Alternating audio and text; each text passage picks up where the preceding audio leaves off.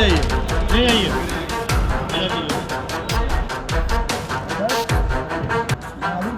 दहशत फैलाने के लिए और वर्चस्व के लिए फायरिंग की घटना हुई थी।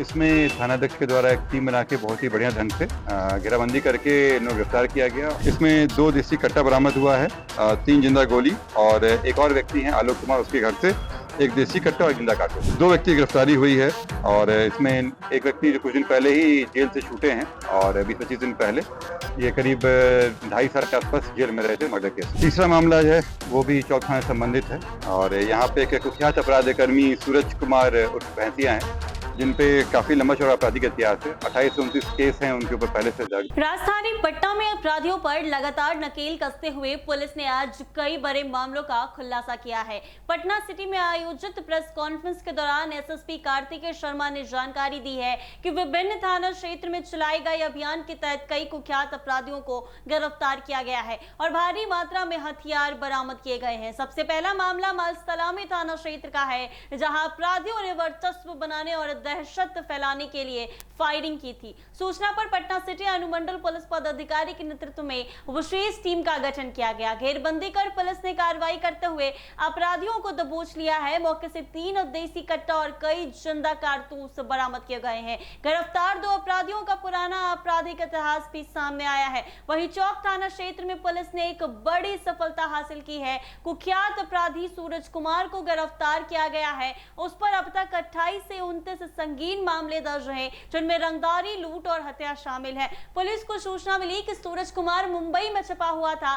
टीम बनाकर दबिश दी गई और मुंबई से उसे गिरफ्तार कर पटना लाया गया है। क्या कुछ कह रहे हैं पटना एसएसपी कार्तिकेय शर्मा, वो जरा सुने आप लोग। जहाँ पे कल की घटना हुई थी कि दहशत फैलाने के लिए और वर्चस्व के लिए फायरिंग की घटना हुई थी। इसमें थानाध्यक्ष के द्वारा एक टीम बना के बहुत ही बढ़िया ढंग से घेराबंदी करके इन्हें गिरफ्तार किया गया और जो फायरिंग में हथियार इस्तेमाल किया गया था उसको भी जब्त कर लिया गया है। इसमें 2 देसी कट्टा बरामद हुआ है, 3 जिंदा गोली और एक और व्यक्ति हैं आलोक कुमार, उसके घर से एक देसी कट्टा और जिंदा कारतूस, यानी 3 देसी कट्टा और 4 गोली बरामद हुई है। इसमें 2 व्यक्ति की गिरफ्तारी हुई है और इसमें एक व्यक्ति जो कुछ दिन पहले ही जेल से छूटे हैं और 20-25 दिन पहले ये करीब 2.5 साल के आसपास जेल में रहे थे मर्डर केस में। बाकी जो एक बचे हुए व्यक्ति हैं उन पे हम लोग जांच कर रहे हैं और जल्दी उनको गिरफ्तार कर लेंगे। इसमें बताया जा रहा था कि अपना वर्चस्व बनाना चाहते थे और उसी में फायरिंग की गई थी। इसमें जो बचे हुए लोग हैं और जहाँ से हथियार सप्लाई हुआ था उस पर उन्होंने नजर रख रहे हैं और उन पर हम लोग कार्रवाई करेंगे। तीसरा मामला है वो भी चौक थाने से संबंधित है और यहाँ पे एक कुख्यात अपराध कर्मी सूरज कुमार उर्फ भैंसिया हैं जिन पे काफी लंबा चौड़ा आपराधिक इतिहास है। 28 से 29 केस हैं उनके ऊपर पहले से दर्ज हैं और जो एनडीपीएस से लेकर, आर्म्स एक्ट से लेकर, रंगदारी से लेकर हत्या तक के संबंधित हैं। इन पे ये शराब के केसेस वांटेड चल रहे थे और हाल फिलहाल में आर्म्स एक्ट के केस में भी इनकी सहभागिता देखी गई थी।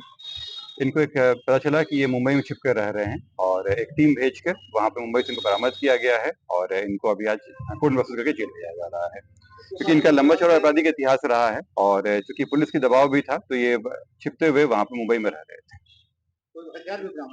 इनका हथियार बरामद नहीं हुआ, लेकिन आर्म्स एक्ट के केस में जो कुछ दिन पहले हुआ था उसमें भी इनकी सहभागिता रही है और पहले का भी इनका आपराधिक इतिहास कुछ नंबर चल रहा है। हाँ, पुलिस की चूंकि दबिश पड़ रही थी तो ये भाग गए थे यहाँ से और वहाँ छिपके रह रहे थे। बहादुरपुर थाना से अंतर्गत है। यहाँ पे जो मेट्रो का स्टेशन बन रहा था वहाँ पे कुछ दिन पहले एक चोरी करने के लिए व्यक्ति घुसा था और साथ में उसके हथियार था। उसका सत्यापन किया जा रहा था। उसी क्रम में जो व्यक्ति वहाँ हथियार लेके घुसा था उसकी गिरफ्तारी कर ली गई है और उसके पास से एक देसी कट्टा और 2 जिंदा कारतूस बरामद किया गया है। इन जो व्यक्ति हैं ये पूर्व में भी जेल जा चुके हैं, शराब के केस में और चोरी के केस में भी रेल से भी जा चुके हैं।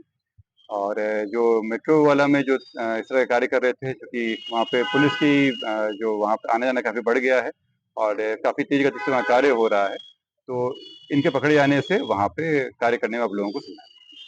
10 तारीख की बीती रात हटकला थाना में इस तरह से 100 से 150 संख्या में लोग जुटे थे, तो उनके कई लोगों पर कार्रवाई भी हुई थी, लेकिन सर तो बताया गया था कि पुलिस द्वारा उसके साथ जो है घर में घुसकर मार के, अब तक उस पर क्या कार्रवाई हुई?